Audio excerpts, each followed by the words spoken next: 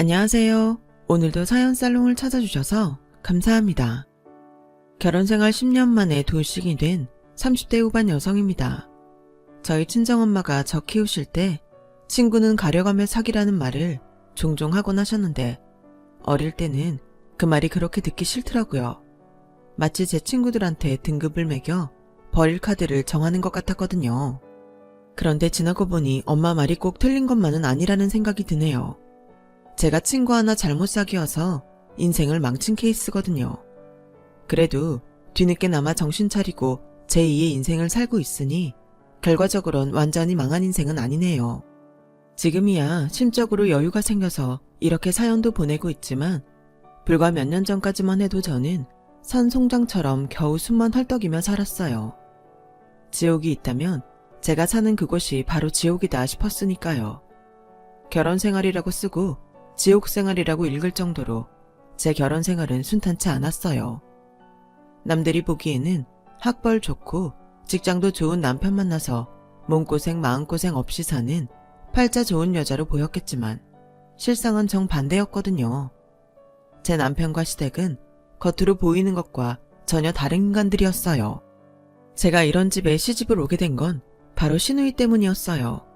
신우이와 저는 중고등학교 동창으로 흔히들 말하는 베프였어요. 등하굣길과 쉬는 시간, 점심시간에도 늘 함께할 정도로 꼭 붙어 다녔죠. 지방에 살다가 중학교 1학년 때 서울로 이사를 온 저는 한동안 친구를 못 사귀어서 혼자 다니고 있었어요. 그때 처음 제게 말을 걸어준 사람이 이후 제 시누이가 된 상이었어요. 우리는 알을 깨고 나와 처음 본 사람을 어미로 알고 따른다잖아요. 저 역시도 제게 처음 말을 걸어준 친구가 너무 고마워서 철석같이 믿고 따랐어요. 때로는 썩 내키지 않은 일일지라도 상이가 원하면 들어주곤 했었죠. 그게 의리인 줄 알았으니까요. 저희 집이 지방에서 올라오기는 했지만 할아버지 때부터 지방에서 꽤 큰 사업을 하고 있던 터라 형편은 서울 여느 집들보다 좋았어요. 반아이들은 제가 지방에서 올라왔다는 사실만으로 못 사는 집 아이일 거라고 지레 짐작하고 무시하곤 했었지만요. 당시엔 흔치 않던 애플사의 일체형 컴퓨터도 오빠랑 하나씩 각각 사용할 정도였고 미국 비자를 받기 어려운 시절에도 크리스마스와 연말을 보내러 가족과 함께 뉴욕으로 여행을 갈 정도의 재력이 있었어요. 서울로 이사를 온 건 아빠가 할아버지 회사에서 독립해 새로운 사업을 시작했기 때문이었죠. 할아버지 댁에서 함께 살 때보다는 덜 풍족했지만 그래도 남부러울 일 없는 생활이었어요. 아빠는 사업차 일본으로 자주 출장을 가시곤 했는데 집에 돌아오실 때마다 학용품과 예쁜 도시락통을 사다 주시곤 했어요. 그걸 볼 때마다 상이는 나경아, 나 그 샤프 주면 안 돼? 넌 그런 거 집에 많잖아. 그래도 이건 아빠가 준 선물인데. 야, 친구끼리 그 정도도 못 주니? 너한테 정말 실망이야. 무력이 많았던 상이는 친구라는 관계를 앞세워 제 학용품을 뺏어다 쓰곤 했어요. 지금 생각해보면 거의 날강도 수준의 행동이었지만 그때는 친구니까 이해하고 넘어갔죠. 그렇다고 상이가 매번 제 걸 뺏기만 했던 건 아니었어요. 그랬었다면 우리 관계가 오래 이어질 수 없었겠죠. 저는 천식 때문에 종종 결석을 했는데 그럴 때마다 방과 후에 저희 집까지 찾아와 노트 필기도 보여주고 학교에서 있었던 일도 전해주곤 했어요. 사투리를 쓰는 저를 놀리고 괴롭히는 아이들과 대신 싸워주기도 했고요. 상이가 무력이 심하긴 했어도 나름 의리 있는 친구였죠. 안 그래도 몸이 약한 딸이 걱정이던 저희 부모님은 언니처럼 저를 챙기는 상이한테 늘 고마워했어요. 엄마는 철마다 옷과 신발을 사주셨고 아빠는 용돈까지 챙겨주실 정도였죠. 마치 친자매처럼 6년 가까이 매일 붙어 다니던 우리는 대학에 들어가서야 떨어지게 되었어요. 항공기 승무원이 되고 싶어 했던 상이는 전문대 항공운행학과에 들어갔고 교사가 꿈이던 저는 사범대에 들어갔거든요. 처음엔 매일 붙어 다니던 상이랑 떨어져서 학교 생활을 하는 게 왠지 불안했어요. 분리불안 같은 거였죠. 그래서 학교 간의 거리가 꽤 되는데도 상이가 다니는 학교까지 찾아가곤 했어요. 하지만 서로 배우는 과목도 다르고 관심사가 달라서인지 얼마 가지 않아 관계가 시들해지고 말았어요. 눈에서 멀어지면 마음에서도 멀어진다는 말은 연인 사이에서만 국한되는 게 아니더라고요. 시간이 지나자 저도 같은 과 친구들과 어울리게 되면서 상희와 연락이 뜸해지다가 결국 끊어지게 되었죠. 그러다 다시 만나게 된 건 파리행 비행기 안에서였어요. 임용고시에 합격한 뒤 학교 배정을 앞두고 친구들과 유럽 여행을 떠나던 날이었는데 상희가 그 비행기에 승무원으로 타고 있더라고요. 상희는 제가 친구들과 유럽 여행을 간다고 하자 많이 부러워했어요. 그리곤 다른 승객들 몰래 튜브형 고추장 한 봉지와 바뀐 자기 휴대폰 번호가 적힌 쪽지를 건네주었어요. 한국에 돌아오면 전화하라면서요. 하지만 여행 중에 상희가 적어준 전화번호 쪽지를 잃어버리는 바람에 연락을 할 수 없었어요. 그런데 어떻게 알았는지 상희가 제 휴대폰으로 연락을 했더라고요. 야, 내가 너 전화번호 알아내느라 얼마나 고생했는지 아냐? 암튼 그건 됐고 일단 당장 만나자. 나 너한테 꼭 할 말이 있거든. 오늘? 오늘은 안 되는데. 오늘이 우리 아빠 생신이거든. 가족끼리 식사 약속이 있어서 오늘은 안 되고 이번 주 토요일 어때? 그랬더니 상희는 오늘 꼭 봐야 한다며 한사코 만나자고 하더라고요. 나경아, 그럼 내가 그리로 갈게. 오랜만에 나도 아버님 생신 축하해드리면 좋잖아. 내가 케이크 사갈까? 아니면 꽃? 가족 모임이라고 하는데도 굳이 찾아오겠다고 하는 바람에 할 수 없이 장소를 알려주었어요. 그랬더니 분위기가 한창 무르익자 상희가 백에서 봉투를 꺼내더라고요. 아버님, 어머님, 저 결혼해요. 오셔서 자리 좀 빛내주세요. 저희 집에 친척이 별로 없어서 초대할 하객이 별로 없거든요. 딸 친구도 딸인데 도와주세요. 5년 만에 나타나서 청첩장을 내미는 상희 모습에 저희 부모님은 입만 떡 벌릴 뿐 아무 말씀도 못하셨어요. 저희 오빠는 물을 마시다가 사례가 걸려 콜록댔고 저는 괜히 창피해서 얼굴이 빨갛게 달아올랐죠. 멀쩡한 사람은 상희뿐이었어요. 결혼식 전날까지 매일 전화해서는 꼭 오라고 닥달하는 통에 할 수 없이 저는 엄마랑 상희 결혼식에 참석했어요. 그리고 그곳에서 제 남편감을 만나게 되었죠. 바로 상희 친오빠를요.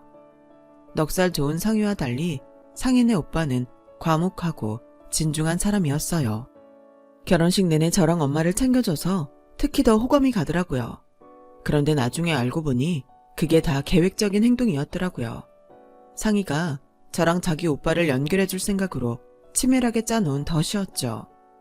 그날 상희 오빠의 행동에 호감을 느낀 건 저뿐만 아니라 저희 엄마도 마찬가지였어요.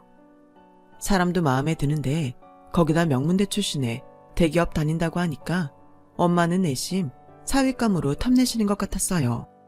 집에 돌아와서도 상희 결혼식 얘기는 않고 아빠한테 상희 오빠 얘기만 주구장창 하시더라고요. 사람이 참 남자답고 좋더라고요. 우리 나경이 짝으로 딱이에요. 집에 언제 한번 부르면 어떨까요? 거참, 남녀 문제야 당사자들 마음이지 당신이 참견할 일이 아니야. 나경이가 좋다면야 어쩔 수 없지만. 아빠는 엄마가 상희 오빠를 제 결혼 상대로 꼽자 탐탁지 않으신지 불편한 기색을 보이셨어요. 하지만 엄마는 아빠의 이런 반응에도 아랑곳 않고 결혼식장에서 받은 상희 오빠 명함을 꺼내드셨죠. 나경아, 네가 이 번호로 전화 좀 해봐라.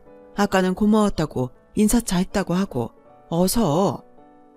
뭘 그렇게까지 해. 나중에 할게. 얘는 나중에 언제. 고맙다고 엄마가 밥 한 번 산다고 그래. 아니다. 그냥 네가 산다고 하고 따로 만나자고 해봐. 혹식도 아니? 인연이 되면 우리 집 사람 될지. 공격적인 엄마의 행동에 저는 괜히 싫은 척했지만 실은 저도 속으로 따로 만나보고 싶었어요. 그래서 엄마 등살에 못 이기는 척 문자를 보냈죠. 아무래도 직접 전화를 하는 건 좀 부담스러워서요. 그랬더니 바로 단문이 왔더라고요. 오히려 와줘서 고맙다며 자기가 밥을 사고 싶다면서 언제 시간이 되냐고요. 그 일을 계기로 저는 상희 오빠랑 사귀게 되었어요. 처음엔 상희한테 비밀로 하고 만났다가 3개월쯤 지나 상희한테 말했어요. 그랬더니 안 그래도 자기가 우리 둘 엮어주려고 했는데 알아서 둘이 사귄다니 잘 됐다고 하더군요. 그러면서 둘이 만나게 된 건 다 자기 덕분이니까 결혼하게 되면 자기한테 명품 백 하나는 사줘야 한다고 엄청 생색을 내더라고요. 그때는 별 생각 없이 알겠다고 하고 잊고 있었는데 이듬해 오빠랑 결혼을 하게 되자 상희가 기다렸다는 듯 그 얘기를 꺼내더라고요. 괜히 내 백 고르느라 시간 낭비하지 말라고. 내가 직접 백 넘버까지 적어왔으니까 이걸로 사줘. 상희가 사달라고 한 C사 명품 백은 10년 전인 당시 가격으로 800만 원이 훌쩍 넘는 모델이었어요. 그런데도 미안한 기색 하나 없이 당당하게 사달라고 요구하더라고요. 아무리 친구지만 뻔뻔한 그 행동에 기분이 상할 대로 상한 저는 따로 남편을 불러 한 소리 했어요. 오빠, 상희 쟤 정말 너무한 거 아니야? 아무리 그래도 그렇지 어떻게 1000만 원 가까운 가방을 사달라고 그러냐? 아, 기집애. 그래도 어쩌겠어. 사실 우리 연결해준 건 상희잖아. 그냥 눈 딱 감고 사줘. 괜히 이런 일로 결혼식도 하기 전에 적으로 돌릴 필요는 없잖아. 명품백 사주고 시누이 시집살이 안 하고 살면 그게 이익 아냐? 이익은 무슨 이익? 괜히 예단비만 왕창 더 들게 된 거지. 기집애. 명품백까지 받고도 시누이 노릇 하려 들면 그땐 가만 안 둘 거야. 분하긴 했지만 비싼 예단해주는 셈치고 시누이 예단으로 백을 샀어요. 그런데 시댁에 예단을 보낸 그날 상희한테 전화가 왔지 뭐예요. 자기 몫에 예단이 안 왔다고요. 무슨 소리야? 네 백은 오빠 편에 직접 보냈는데 다시 한번 잘 찾아봐. 백? 내 거 백으로 샀어? 어디 거? 얜 자다가 봉창 두드리나. 네가 사달라는 모델로 사서 보냈잖아. 샤넬 걸로. 그랬더니 상희가 기가 막힌다는 듯 헛웃음을 치는 거예요. 그건 너랑 오빠 연결해준 거에 대한 답내고 내 몫의 예단은 따로 해야지. 너 설마 백 하나로 이거저거 다 퉁치려고 그랬던 거야? 어이없다 정말. 너 그렇게 안 봤는데 사람이 참 쪼잔하구나. 암튼 난 그 백은 예단으로 못 쳐주니까 내 몫의 예단은 꼭 보내줘.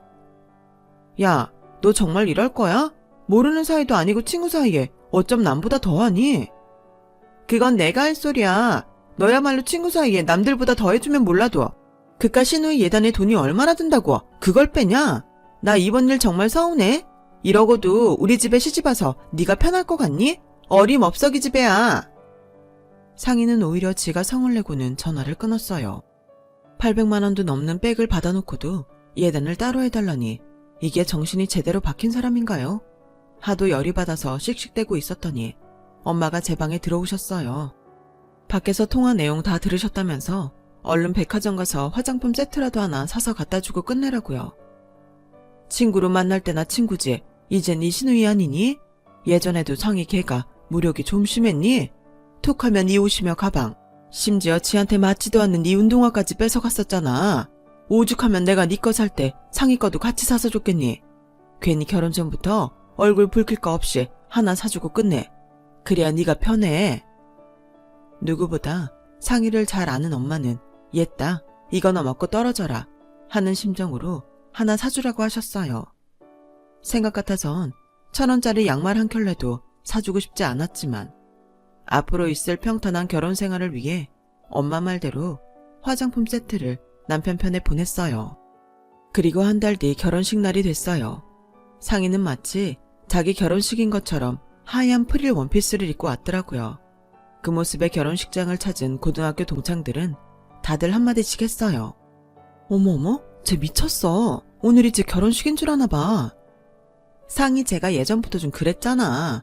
나경이 학용품 뺏어서 애들한테 자랑질하고 다니고 어디서건 지가 주목받으려고 그러고 집어로 개 못 준다더니 나경아, 너 정말 괜찮겠니? 저럼 입상 시누이랑 어떻게 사니? 친구들 걱정만큼이나 저도 걱정이 앞섰어요. 학창시절엔 몰랐는데 성인이 되고 보니 하나부터 10까지 상희의 단점만 보이더라고요. 그동안 저런 애랑 어떻게 절친으로 살았나 싶을 정도였죠. 그런데 이게 끝이 아니었어요. 결혼식을 마치고 호텔에서 하룻밤을 보낸 뒤 다음날 이른 아침 비행기로 신혼여행을 떠나기로 했는데 글쎄 밤 12시가 다 돼서 상희한테 전화가 왔더라고요. 새벽부터 메이크업 하랴 드레스 입으랴 하루 종일 시달린 탓에 호텔에 들어오자마자 그대로 뻗었던 저는 잠결에 전화를 받았어요. 그랬더니 뭐라는 줄 아세요? 나경아, 자는데 깨워서 미안. 내가 내일 전화하려고 했는데 급하게 내일 오전에 비행 스케줄이 잡혀서 지금 아니면 말할 시간이 안 될 것 같아 전화했어. 너 자야 되니까 용건만 간단히 말할게. 오늘 결혼식에 온 고등학교 동창들 말이야. 이런 말하기 뭐하지만 실은 걔들이 나보고 온 거거든. 내가 우리 오빠 결혼식이라고 모바일 청첩장 죄다 뿌렸는데 걔들이 글쎄 축의금을 신부 측에 냈다지 뭐야. 그래서 말인데 그거 돌려줬으면 해. 나보고 온 하객들이니까 축의금은 내가 받는 게 맞잖아. 안 그러니? 재희, 지영이, 정미 또 누가 왔더라? 암튼 내가 식장에서 본 애들만 해도 8명은 되더라. 걔들이 낸 축의금 내 계좌로 좀 붙여줘. 5만 원씩만 했어도 40만 원인데 안 받고 넘기기엔 좀 큰 돈이잖아? 야 전상이, 너 고작 그 말하려고 자는 사람 깨워가며 전화한 거야? 너 정말 제정신이니? 그리고 걔들 네 동창이기도 하지만 내 동창들이기도 해. 네가 모바일 청첩장을 뿌렸으면 뭐. 난 걔들 직접 만나서 밥 사고 술까지 사면서 종이 청첩장 돌렸어. 걔들 결혼식에도 다 갔었고. 근데 넌 걔들 결혼식에 가긴 했니? 안 갔지? 애들이 그러더라. 네 결혼식 땐 자기들 죄다 부르더니 정작 자기들 결혼식엔 네가 코빼기도 안 비추더라고. 그래놓고 뭐? 축의금을 내놓으라고? 싫어. 못 줘. 내가 그 돈을 쓰레기통에 버리는 한이 있어도 너한테는 절대 안 줘. 사람이 양심이 있어야지. 제발 인간답게 좀 살자. 열이 확 올라서 꽥 질러버렸어요. 그 바람에 옆에서 자고 있던 남편이 잠에서 깼더라고요. 무슨 일이야? 자기 사기랑 싸웠어? 그냥 좋게 좋게 끝내지. 왜 그랬어? 좋게 좋게? 자기도 자기 동생이 하는 꼴을 보라고 좋은 말이 나가나. 새벽부터 준비해서 공항 가야 되는 거 뻔히 알면서 전화에 뭐라는 줄 알아? 오늘 결혼식에 온 동창들이 낸 축의금 자기 달래. 그 말 하려고 이 시간에 자는 사람 깨워가며 전화한 거래. 그런데 좋은 말이 나가겠어? 자기야, 나 정말 자기 동생 때문에 미칠 것 같아. 정말 돌겠다고. 상희는 결혼식 전부터 사사건건 사랑 꼭지 돌게 만들더니 기어이 신혼여행 가는 날까지도 저를 열받게 했어요. 이건 친구도 뭐도 아니었죠. 하도 얄미워서 신혼여행을 마치고 돌아올 때 신우이 내외 선물은 일부러 안 사왔어요. 사주고 싶은 마음이 생겨야 선물도 사주는 거 아니겠어요? 그랬더니 제가 이혼하는 그날까지도 상희는 신혼여행에서 자기 선물 안 사온 걸 트집 잡더라고요. 모르긴 해도 제가 이혼을 안 했으면 둘 중 하나가 죽는 날까지 그 얘기를 했을지도 몰라요. 상희의 여우 같은 짓은 10년간의 제 결혼기간 내내 이어졌어요. 그런데 살아보니 시댁의 여우는 신우이 혼자가 아니더라고요. 도대체 신우이가 누굴 닮아서 일어나 했는데 딱 저희 시어머니였어요. 시어머니는 노래교실 강사를 하시는데 사람들 앞에서는 서글서글하고 사람 좋은 얼굴을 하시지만 집에서는 완전 다른 모습이었어요. 집안에 경조사가 있을 때마다 매번 저희 친정 부모님께 연락해서 조의금이랑 축의금 뜯어가는 건 기본이고 김장철마다 저희 친정에서 김치까지 얻어다 드셨거든요. 안 싸둔 올해 김장은 안 하세요? 우리 바깥 양마디 안 싸둔 김치가 아니면 김치에 젓가락을 안 대잖아요. 올해도 내가 염치불고하고 김치 구걸하게 생겼다니까요. 기왕 하시는 거 꼬들빼기도 조금만 해주십사 하는데 어떻게 안 될까요? 많이 할 거 없이 김치통으로 한 통만 부탁할게요. 내가 김장비라도 조금 들어야 하는데 워낙 잘 사는 집이라 10,000원짜리 몇 장 내밀기도 창피하고 그래도 받지도 않으실 것 뻔해서 매번 입으로 인사만 합니다. 배추김치에 알타리에 파김치, 거기다 꼬들빼기까지 다 퍼가면서 매번 말로만 하는 인사로 퉁치세요. 어디 그뿐인 줄 아세요? 저희 집 김장날이면 귀신같이 알고 신우이가 자기 남편까지 대동하고 찾아와서는 김치 퍼가는데 정말 쌍욕이 목구멍까지 차오른다니까요. 그러니 그 많은 양을 하려니까 매번 김장 때마다 돈 주고 사람까지 사서 김장을 담가야 했어요. 그래서 참다 못해 남편한테 한 소리 했더니 뭐라는 줄 아세요? 그깟 김치 좀 나눠 먹은 것 가지고 아깝다고 그 난리를 치냐는 거예요. 그깟 김치? 자기 김장하는데 돈이 얼마가 드는지 알아? 돈을 떠나서 일이 얼마나 많은지 알기는 하고 하는 소리냐고. 시댁이랑 자기 여동생 김장하느라 매년 사람까지 둘이나 불러서 하는 건데 그깟 김치라는 소리가 나와? 그래, 그럼 앞으로는 자기가 그깟 김치 담그는 값 내면 되겠네. 재료비랑 인건비 다 해서 한 집당 40만 원씩 도합 80만 원 내. 그럼 자기 앞에서 김장 얘기 절대 안 할 테니까. 아니, 무슨 김치를 80만 원이나 주고 해. 인터넷에서 사 먹으면 몇만 원도 안 하던데. 왜? 내가 사기치는 것 같아? 내가 매년 김장 재료비 품목별로 엑셀에 정리해둔 거 있으니까 못 믿겠으면 당신이 확인해봐. 김치 담그는데 배추만 들어가나? 고춧가루에 마늘, 생새우, 부수적으로 들어가는 양념만 해도 몇십만 원이야. 근데 자기네 식구들이 그걸 매년 공짜로 가져다 먹고 있다고. 그런데도 이 정도 투정도 못 듣겠다고 그러는 거야? 알았어. 그깟 김장비 내가 다 챙겨줄 테니까 그만 좀 해. 말은 그렇게 해놓고 이혼하는 해까지 남편은 김장비를 내놓지 않았어요. 여기까지만 해도 뒷목 잡을 일이 하나 둘이 아니지만 결정적으로 제가 이혼을 하게 된 이유는 따로 있었어요. 신우이는 제가 결혼을 하고 6년 뒤에 이혼을 했어요. 저한테는 남편한테 여자가 생겨서 헤어지게 됐다고 했지만 진짜 이유는 신우이한테 있었어요. 신우이의 구질구질한 무력과 지저분한 남자 관계 때문이었죠. 승무원 일을 하다 보면 종종 남자 승객들한테 대시받는 일이 있다는데 신우이가 유부녀라는 사실을 숨기고 남자들이 건네는 선물 공세에 넘어가 선을 넘는 행동을 하고 만 거예요. 같은 항공사에 다니는 다른 친구를 통해 들어보니 회사로 남자 측 부모가 찾아와 난리가 난 적도 있었대요. 남자 쪽에서는 신우이가 미혼인 줄 알고 며느리로 들일 생각까지 했는데 뒤늦게 유부녀라는 걸 알고 그동안 당신 아들이 갖다 바친 명품백과 각종 보석, 장신구들을 물어내라고 찾아온 거였죠. 일반적인 사람 같으면 회사에 알려질까봐 주겠다고 할 텐데 신우이는 끝까지 못 준다고 뻗대다가 결국 이 사실이 직장에 알려지게 된 거죠. 그 일로 분이 안 풀린 남자 쪽 부모가 신우이 남편한테도 이 사실을 알렸고 그로 인해 신우이는 이혼을 당하게 된 거였어요. 승무원의 품위를 훼손했다는 이유로 직장에서도 잘려서 외국 항공사로 옮기게 되었고요.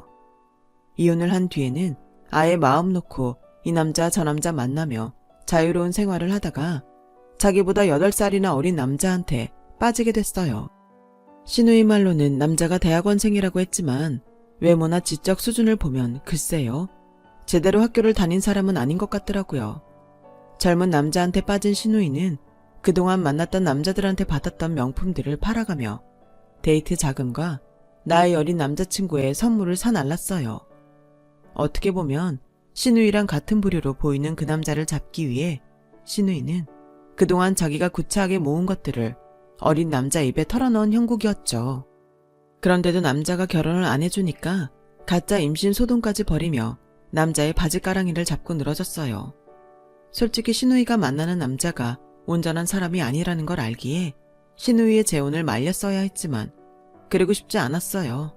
한편으로는 너도 똑같이 당해보라는 저주 섞인 마음들도 있었고 또 한편으론 시어머니보다 더 시집살이를 시켜온 신우이를 당장 눈앞에서 치우고 싶은 바람 때문이었죠. 신우이가 이혼을 하고 시댁에 들어와 사는 동안 저를 엄청 힘들게 했거든요. 그래서 신우이 결혼 소식에 쌍수 들고 환영했죠. 어떤 논팽이를 만나든 간에요. 그 일이 있기 전까지는요. 뭐? 상이 재혼하는데 집을 해주자고? 당신 지금 제정신이야? 우리 집 살 때 우리 아빠한테 빌린 3억도 아직 못 갚았잖아. 그래놓고 누구 집을 사준다고 그래? 말도 안 되는 소리 그만둬. 뭐가 말이 안 돼. 매부가 나이가 어려서 신혼집 장만할 돈이 없다잖아. 명색이 오빠가 돼선 나이 든 여동생이 월세방에서 새 출발하는 걸 어떻게 봐? 자기는 자기 오빠가 재혼에 그렇게 산다면 가만 있을 거야? 여기서 우리 오빠 얘기가 왜 나와? 우리 오빠는 부모님한테 손 한 번 안 벌리고 자기 힘으로 집 장만해서 결혼했어. 누굴 누구한테 비교해? 너 지금 나들으라고 하는 소리냐? 장인한테 돈 빌려서 집 샀다는 말 하고 싶어서 이러는 거 아니냐고. 누가 그렇대? 내 말은 자기 여동생 집 사줄 돈 있으면 우리 아빠한테 빌린 돈부터 갚는 게 순서란 거지. 자기가 우리 아빠한테 돈 빌릴 때 뭐라고 그랬어? 5년 안에 갚겠다고 했어 안 했어?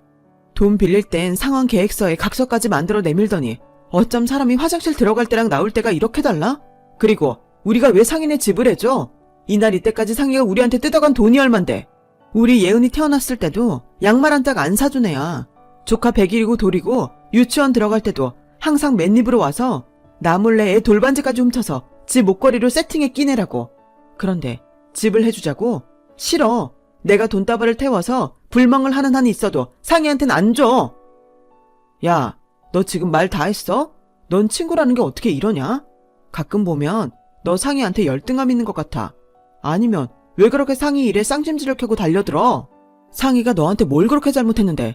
막말로 유부녀한테 선물 공세한 놈들이 미친놈들이지. 결혼한 거 말 안 한 게 잘못이냐?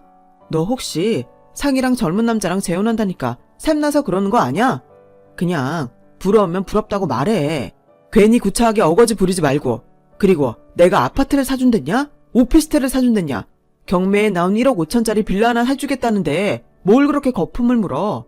니네 집이야 돈 많으니까 나한테 빌려준 3억 안 받아도 그만이지만 내 동생네는 당장 들어가 살 집도 없다잖아. 불쌍하지도 않아. 남편은 말도 안 되는 논리를 펼치면서 기어이 은행 대출을 받아서 여동생네 집을 사주겠다고 우겼어요. 그리고는 넘지 말아야 할 선까지 넘고 말았죠. 장인어른이 살면 얼마나 사시겠냐. 채권자 죽으면 채무도 사라지는 거야. 그런데 내가 미쳤다고 지금 돈을 갚냐? 장인어른 죽으면 어차피 우리가 받을 유산인데 나중에 상속세 안 내고 챙길 수 있으니까 너도 좋은 거잖아. 그러니까 눈치 없이 친정 식구들 앞에서 내가 3억 빌린 얘기 좀 그만하라고. 돈 안 갚으려고 우리 아빠 죽기를 바라는 남편 앞에서 저는 더 이상 싸울 전의를 상실했어요. 이건 남편이 아니라 개만도 못한 잡놈이란 생각이 들었거든요. 그래서 이혼을 결심했어요. 제가 요구한 건 아이 양육권과 친권, 그리고 재산 분할이었어요. 아빠한테 빌린 3억은 재산 분할한 뒤 반반 부담하자 했고요. 그랬더니 애 데려가고 싶으면 돈은 놓고 가라고 하지 뭐예요? 야, 애까지 뺏기는데 내가 돈도 뺏겨야겠냐? 돈 주고 산다 셈치고 돈은 놓고 애만 데려가. 나도 새 출발하려면 돈은 가지고 있어야 할 거 아냐. 남편은 자식을 돈 받고 팔겠다는 말을 눈 하나 깜박 않고 했어요. 그런데 하필 그 소리를 연락도 없이 저희 집에 찾아온 친정 부모님이 들어버렸지 뭐예요. 아빠는 남편 말이 떨어지자마자 무섭게 호통을 치셨어요. 이런 개차방 같은 놈, 네 놈이 그러고도 애비냐? 네 자식을 돈 주고 사가라고? 어디 할 말이 없어서 그딴 소리를 짓거려? 네가 그러고도 인간이야? 내 그동안 네 놈 하는 짓거리 보고도 참았던 건 내 딸의 남편이자 내 손녀 애비이기 때문이었다. 그런데 네 스스로 그 자리에서 물러나겠다니 나도 더는 참아줄 이유가 없구나. 니들 소송하는 김에 나도 네 놈 상대로 소송 좀 해야겠다. 그동안 네 놈이 빌려간 돈이며 니네 식구들이 우리 집에서 뜯어간 푼돈까지 하나도 빼지 말고 다 물어내라. 그러자 엄마도 한마디 하셨어요. 매년 우리 집에서 퍼간 김장김치도 이참에 다 돈으로 갚게. 상종 못할 인간들 그동안 아들 앞세워 앵벌이 해간 거 조목조목 다 받을 거야. 이래서 친구는 가려가며 사귀라고 했는데 어쩌다 그런 걸 친구 삼아서 이 고생을 하고 살아. 아, 결국 저희 부부는 10년 결혼 생활에 종지부를 찍었고 남편은 자기 부모 형제가 여주택에서 뜯어간 돈까지 모조리 물어주게 되었어요. 제가 엑셀 파일에 하나도 빠짐없이 품목과 금액을 명시해둔 덕에 따로 기억을 더듬어 계산할 일은 없어서 손쉽게 재산 분할을 끝낼 수 있었죠. 뒤늦게서야 남편은 딸아이 양육권을 주장하고 나섰지만 법원은 엄마인 제 손을 들어주었어요. 그렇게 마지막까지 침뱉고 더럽게 끝난 결혼 생활 이후 저는 학교를 그만두고 학원을 차렸어요. 비록 아빠가 투자를 해주신 덕분에 차린 거였지만 매달 수익금의 일정 부분을 통해 빌린 돈을 상환해 나가고 있으니 제 학원인 셈이죠. 육아 때문에 학교를 그만두거나 각자의 사정으로 쉬고 있던 대학 동기들을 강사로 채용해 교사 자격증이 있는 선생들로 강사를 구성하자 엄마들 사이에서 입소문이 금방 나 학원생 모집하는 데는 큰 어려움이 없었어요. 우리 애도 그렇고 강사 일을 하고 있는 친구들 애들도 그렇고 다들 우리 학원에서 가르치며 돌볼 수 있어서 일석이조이기도 하고요. 그런데 하루는 학원에 뜻밖의 손님이 찾아왔지 뭐예요. 학원에 정수기랑 비데 교체하라고 외판원이 찾아왔는데 글쎄 그게 예전 제 시누이 상이더라고요. 주임 선생님한테 제품 소개를 한창 하고 있던 상이는 저를 보자 외나무 다리에서 만난 원수처럼 저를 노려보더군요. 아빠를 잔뜩 세우고 달려드는데 이혼 전에 싸우던 일이 떠올라 저도 질 수는 없겠더라고요. 야 이 기집애야, 너 여기서 학원 강사하고 있었냐? 꿀 좋다. 학교 선생도 잘리고 이런 데서 일하는 거 보니 네가 우리 오빠랑 이혼하는 바람에 나 우리 재민 씨랑 결혼도 못 해보고 파혼까지 했어 이년아. 오늘 아주 잘 만났다. 네가 나 파혼녀 만들었으니까 손해배상해. 내 인생 돌려놓으란 말이야. 너 아직도 정신 못 차리고 사는구나. 손해배상? 네가 뭘 손해봤는데. 오히려 내 덕분에 꽃뱀한테 영혼까지 탈탈 털릴 거 그쯤에서 끝낸 거잖아. 몰랐니? 네 남자가 여자들 등쳐먹는 꽃뱀이라는 거? 남들은 다 아는데 어떻게 너만 모르니? 그간 네가 남자들한테 해먹은 수법 그대로 하는데 그게 안 보이디? 이래서 등잔 밑이 어둡다고 하는 거야. 고맙다는 인사는 못할 망정 남의 직장에서 헛소리 짓거리지 말고 꺼져. 알량한 외국 항공사 승무원 자리도 구질구질한 남자 문제 때문에 잘려서 그 업종에 발도 못 디민다는 소문은 내가 익히 들었다. 정수기 팔러 다니는 건 오늘 처음 알았지만 근데 어쩌나? 더러운 예정을 생각하면 내가 하나 팔아줘야 하는데 거래는 신용이라서 너같이 못 믿을 애한테는 양말 한 짝도 못 사주겠다 얘. 그리고 말이야 너처럼 구질구질하고 인생 막 사는 인간이 드나들면 내 학원 질 떨어지니까 앞으로 이 동네에 오더라도 내 학원은 들어오지 말아줘. 내 말 알아듣겠니? 다시는 보고 싶지 않은 X신의 상이야? 주임 선생님, 앞으로 학원에 잡상인 들이지 마세요. 네 원장님. 원장님이라고 깍듯하게 부르는 주임 선생님 말에 상인은 두 눈이 휘둥그레져서는 금방이라도 울 것 같은 표정으로 학원에서 나갔어요. 그 모습에 10년 묵은 채증이 쑥 내려가는 것 같더라고요. 언제 어디서 다시 만날지 모르는 게 인간관계라고. 그래서 인생은 함부로 살면 안 되는 건가 봐요. 이제는 지난 악연 훌훌 털고 앞으로 시작될 제2의 인생을 멋지게 살아볼 생각입니다. 제 딸아이 앞에서 창피하지 않은 엄마로 남기 위해서요. 지금까지 제 사연을 들어주셔서 감사드려요. 사랑하는 가족들과 행복하세요. 여러분, 사연 댓글에 응원과 현명한 조언 부탁드려요. 좋아요와 구독은 저에게 큰 힘이 됩니다. 오늘도 좋은 일 가득하세요.